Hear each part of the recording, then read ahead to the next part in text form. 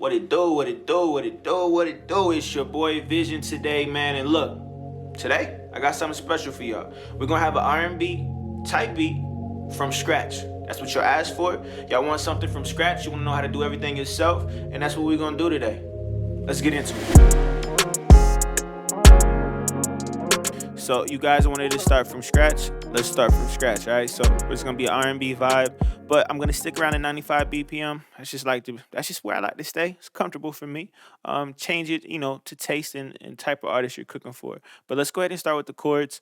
I got Analog Lab pulled up with just a basic piano, and then I'm just using this here as chords or as a scales, I should say, and it's A sharp minor. That's the scale we're in today. So we're about to build out these chords. You already know how we do it though. Usually could take one of them and throw them up. Just gives it a bigger sound, fuller sound. Let's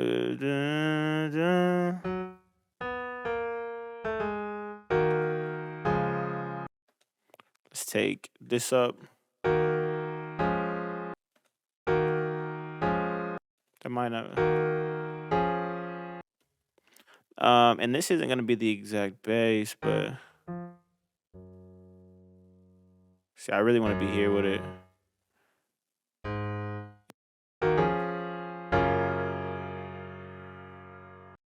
So like in R&B, a lot of the times they have stuff that's real clustered together. It just adds like tension, which is fire. Let's go ahead and grab everything and kind of shorten it just a little bit because we are going to strum it. So we want to make sure there's space to do that. Control S to strum. Yeah, I mean. So we're just gonna repeat that. Honestly, I like to do it like this. Let's repeat that. We can select the section and then Control B.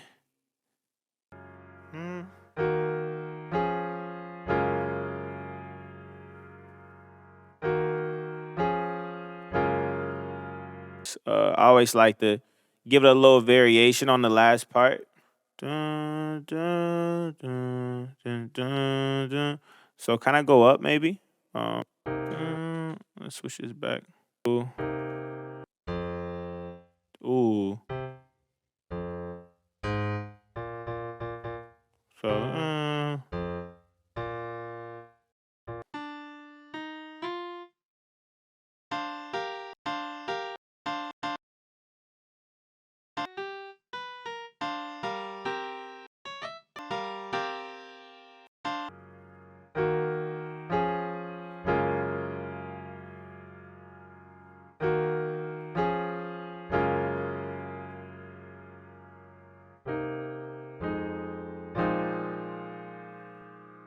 my biggest thing on R&B joints, my biggest thing really is just layering sounds. So, what we can do now is layer up some sounds, man.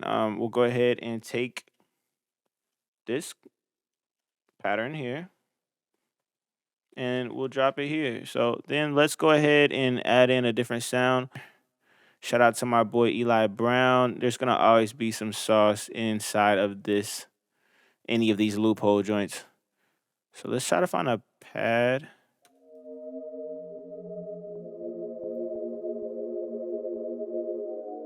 Like that already sounds crazy, bro. That's OD. My rule of thumb usually is like I layer at least 3 sounds. By doing that, you get some stuff to work with. So when you're like structuring out and all that later, it's easier to do. So like your hook could have all 3 sounds, but just your verse could just have 2 sounds, and then your pre-hook or whatever you like to call it, pre-chorus could just have one of those sounds. That way, everything sounds a little bit different without you really having to do too much. I found the sound I was looking for. Woo! Listen to that. That's crazy. That's perfect.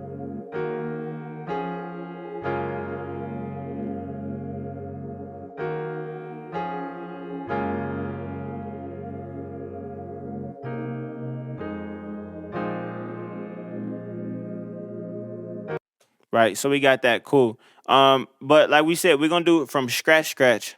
And I was not capping on when I said scratch, right? So what I want to do now is take it a step further. Instead of using arcade, instead of using somebody else's stuff, we about to use the handy dandy Usher, the iPhone. So just some pointers on when you're recording your voice memos. A lot of people like to just go straight through the mic, which is perfectly fine. But what I found is that you spend a lot of time trying to tuck the vocal. But when you do it through your phone, it's a little bit more raw. It seems like it's just tucked away, like somebody was really singing in the background or something like that. I will show the processing on that though. So first things first, let's do this. We're gonna drop this down by about 30 beats per minute. And it's a lot slower. It's a lot slower, right? So you'll see what we're doing later, right? And so actually let's take this up a tad bit. Let's do 67.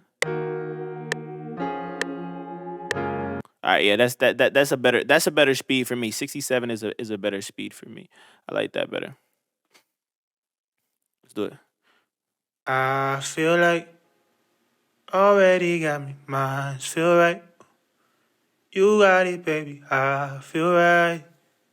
Can't never take you all. Like you got it, baby. Hold me tight. Oh, something right. That's nothing I can like. First know this right. Oh. Right. Then I'm about to just email it to myself, change it into MP3, and I'm dropping right in. Let's stretch it to the BPM. Now, remember, we turn this down. We turn the speed down, but now we're about to turn the speed back up, and you're gonna kind of see what it does to the vocal. It was at 95. And then I'm gonna hit the pitch because it's gonna be out of key if I don't do this. I gotta hit reset. I feel like already got my mind. Feel right. You got it, baby. I feel right. Can't never take it home. You got it, baby. Hold me tight. Something right. That's nothing I can like. First know this right. Right. So you notice a little felt like vibrato almost. And so that's what it does when you turn it up. Now, the more drastic and dramatic you do that, the more dramatic it's gonna be in terms of effect. So let's do this. Let's go ahead and let's like I said, I want to show y'all the processing on this because this does make a difference. Right. So the couple of things that we have here. Number one, we'll look at it, is decimort. Right. What decimort does is pretty much is a sample rate plugin. So it's the same way that you would do if you guys know how to do it through Edison, where you put the sample in Edison, you change the sample rate, and it kind of like cuts the highs completely out. A little bit different than a high pass filter. Noah 40 talks about it a lot. I feel like already got my mind. Feel right. You got it, baby. I feel right. Can't never take it home. Because the goal is to tuck it. You don't want it to be too much. So then we'll go to number two, Little Altar Boy. Everyone's familiar with Little Altar Boy. Changing the format. If you don't have Little Altar Boy and you are in FL Studio, you can change the format by going Auto, Stretch Pro, and this is a format knob as well. So you don't have to worry about that if you don't have it.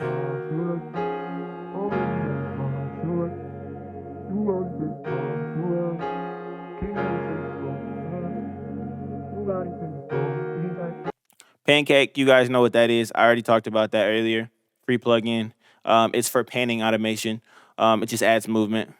Low delay, and then like I said, for the reverb,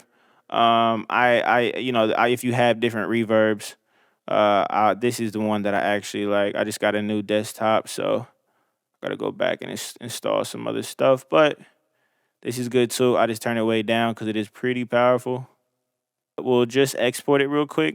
I like to just double this chain. Sometimes Altar Boy is weird with two vocals being on there if they're at different pitches. So we'll turn this pitch up. We'll turn these back on.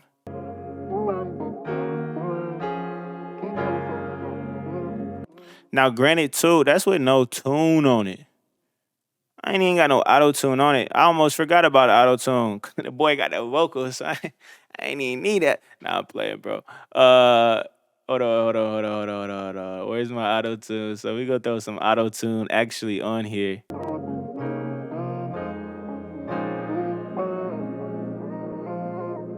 Ooh, so now it sounds even cleaner, right? It sounds even cleaner because now I have the auto tune on there. So now it's really busting. So cool beans. No problem with that at all. So now we, like I said, what y'all wanted to do from scratch. We are doing it from scratch.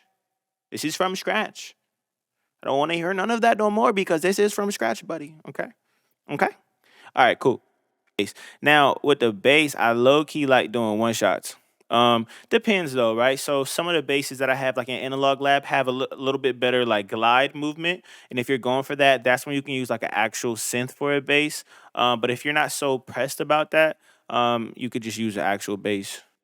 So I went ahead and did the bass notes. I pretty much just followed the same bass of the chords. But I did invert notes inside the when I was doing the progressions themselves. It's time for the beat, man. Let's knock out some drums real quick, and then we could talk structure.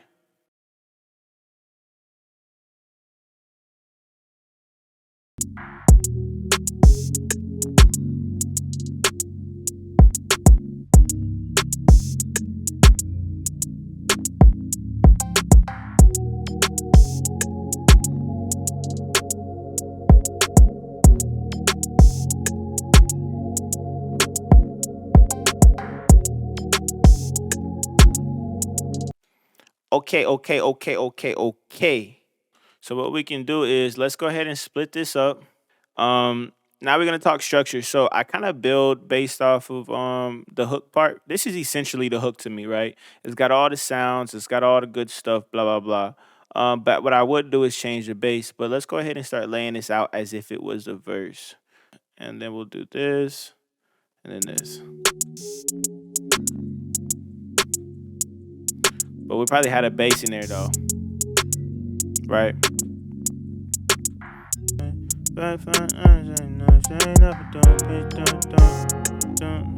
Right, and then we don't want to give them all the sauce just yet. So we really, I'm gonna take the long route, the long route for this, right?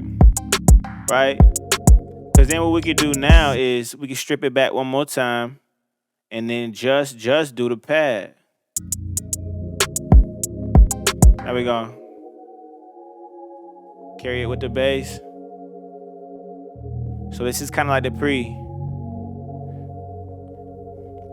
And before you stress yourself out over song structure, if the person likes the beat and they don't like this part of the beat, they'll just cut it out or ask you to change it. So this will be our hook right here. We got the vocal chops and all that. So I'll take out that. We'll add the main piano in, the pad in, right? And then we'll add all the drums in. So instead of using the bass, what I'm gonna do is actually replace it with an 808.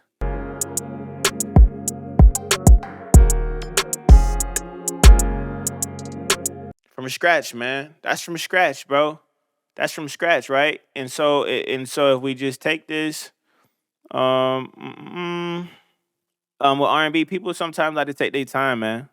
We do a little ush. We're gonna keep running it up, man. I need y'all to comment down below what you're looking for, what you need, what you want to see, what you want to know how to do. I'm only gonna know how to help y'all out if you let me know how to help you, right? So put me on. Tell me what you need. Tell me what you need from Vision, and I got you. It's your boy Vision from Wave Monopoly. Like, comment, and share for more.